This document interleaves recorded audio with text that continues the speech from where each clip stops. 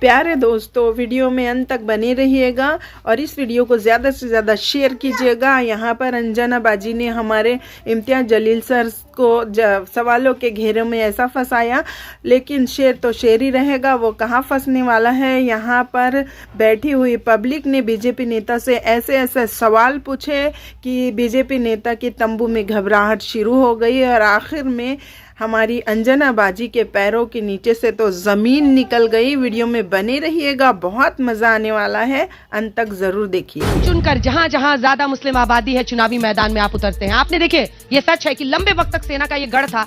आपने 19 में चुनाव जीता जब औरंगाबाद था, लेकिन अब पिछले इस चुनाव में आप हार गए। ये कब तक आप लोग गिनती करते रहेंगे? 20%, 40%, 17%, 16%, जोड़ के उम्मीदवार खड़े करते रहेंगे। अभी मजा आएगा ना भिड़ो। जी मैंने सीखा इस वजह से है अंजना जी, और किससे सीखा आपको पता है? पार्लियामेंट के अंदर खड़े रहकर मेरे देश के वजीर आजम पंत प्रधान नरेंद्र मोदी, जो देश के पंत प्रधान है, मेरे भी पंत प्रधान है, मेरे लिए भी आदरणीय है, वो पार्लियामेंट के अंदर खड़े रहकर उन्होंने कहा था कि मैं ओबीसी का लीडर हूं। अगर इस देश का प्रधानमंत्री ही अगर अपनी जात अगर दिखाने लग गया तो फिर दूसरे लोगों को आप क्यों कैसे शिकायत कर सकते? वैसे जी को बुरा तो नहीं लगेगा? मैं आपसे है तो मोदी जी के बारे में बात कर रहा हूँ।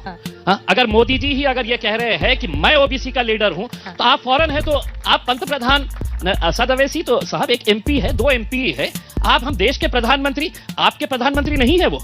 क्या एक जाति के प्रधान है? पहले तो 75-76 सालों के अंदर पहले तो हम 2 हमारे 2 था, आप 2 थे सांसद और 2 विधायक, अब तो 1 रह गए।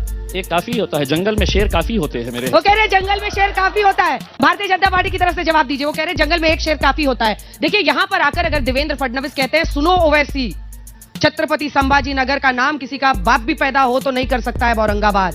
हम वोट जिहाद का जवाब धर्म युद्ध से देंगे। इसका क्या अर्थ है? ये सही बात किया है, क्योंकि जो स्वर्गीय बाला साहब ठाकरे जी ने कहा था कि इस औरंगाबाद का नाम संभाजी नगर हम रखेंगे, तो वो काम देवेंद्र जी फडणवीस उन्होंने मुख्यमंत्री रहते समय करके बताया, और ये आस्था है संभाजी नगर वालों की, और उन्होंने जो महाराष्ट्र को चाहिए था वो उन्होंने करके बताया। आप पूछेंगे छोटे हमें शहर का नाम चेंज करना ये नहीं चाहिए था, क्योंकि हमें पानी चाहिए, हमें सिक्योरिटी चाहिए, महिलाओं की सिक्योरिटी चाहिए, हमें पानी चाहिए, हमें यहाँ के लड़कियों को, यहाँ के स्टूडेंट को अच्छा एजुकेशन चाहिए। ना खुदा ही मिला ना बिसाले सनम, जिनकी तरफ आप बोलते रहते हैं वही आपको धिक्कारते हैं। आप ही ने चिट्ठी लिखी थी ना नाना पटोले को, और चाहते थे आप उद्धव साहब को कि हमें भी शामिल करो महाविकास अघाड़ी। उद्धव साहब को मैंने कभी लेटर नहीं पटोले जी को, उद्धव साहब को नहीं लिखा था, कांग्रेस को और एनसीपी को लिखा था, और उनसे ये कहा था कि वोट चाहिए, हमारे लीडर नहीं बनाना चाहते हैं किसी को, कुर्सी पे खुद ही बैठेंगे और हम है शतरंजियां उठाना कब तक उठाएंगे करके उसमें, लेकिन नहीं सुने उसमें। लेकिन मेरा ये कहना है कि अभी हमारे जो शिवसेना के जो नेता है, उन्होंने सर ये पतंग फंसता रहता है चारों तरफ। अरे आप 23 तारीख के दिन देखिएगा, आसमान के अंदर से पतंग ही पतंग नजर आने वाला है, बाकी तो सब जमीन में खेलने वाले। बात करने दो, तुम भी पानी पे नहीं बात कर रहे यार, उनको पानी की बात चल रही है, तुमने पानी के बात ये कर दिए उनकी।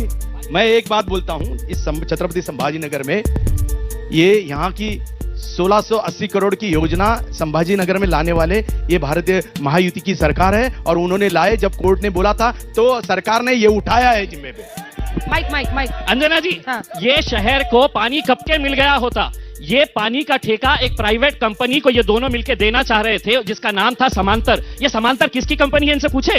भारतीय जनता पार्टी के राज्यसभा के एमपी सुभाष चंद्र गोयल की कंपनी थी, जो हमारे शहर का पानी का ठेका ये दोनों 20 साल के लिए दे रहे थे, क्योंकि 20 साल इनको है तो मलाई मिलने वाली थी। अब तो सच बोल दे भोसड़ी। मेरा सवाल बीजेपी वालों से है, क्या चुनाव जीतने के लिए नफरत की राजनीति कितनी सही है? बटोंगे तो कटोंगे वाली राजनीति कितनी % सही है? इस देश को बटोंगे तो कटोंगे वाली नहीं, बल्कि पढ़ोंगे तो आगे बढ़ोंगे वाली राजनीति की जरूरत है। इस देश को साथ चलोगे तो आगे बढ़ोगे वाली राजनीति की जरूरत है। जब भी चुनाव आता है, हिंदू मुस्लिम हरा भगवा औरंगजेब संभाजी महाराज इन जैसे मुद्दों में डालकर पब्लिक को पागल बेवकूफ बनाने का काम किया जाता है। किसी ने कहा था कि दिवाली में अली है और राम रमजान में, दिवाली में अली है और राम रमजान में सबका मालिक है कि जान में, तो फिर इंडियन पॉलिटिक्स में जातिवाद कास्टिज्म क्यों? जवाब दीजिए। ये सही बात बताता हूं, भारतीय जनता पार्टी राष्ट्रीयत्व की राजनीति करती है, संस्कृति की राजनीति करती है।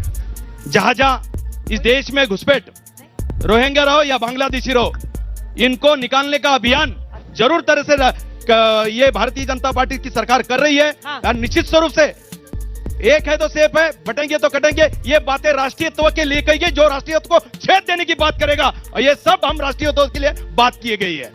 ये फंस गया। अरे वो नफरत की राजनीति के बारे में बोल रहा है, ये रोहिंग्या पे पहुंच जाते हैं, पाकिस्तान पहुंच जाते हैं, बांग्लादेश पहुंच जाते हैं, नफरत की राजनीति बोल रहा है वो बच्चा, सुनिए उससे और कुछ सीखिए।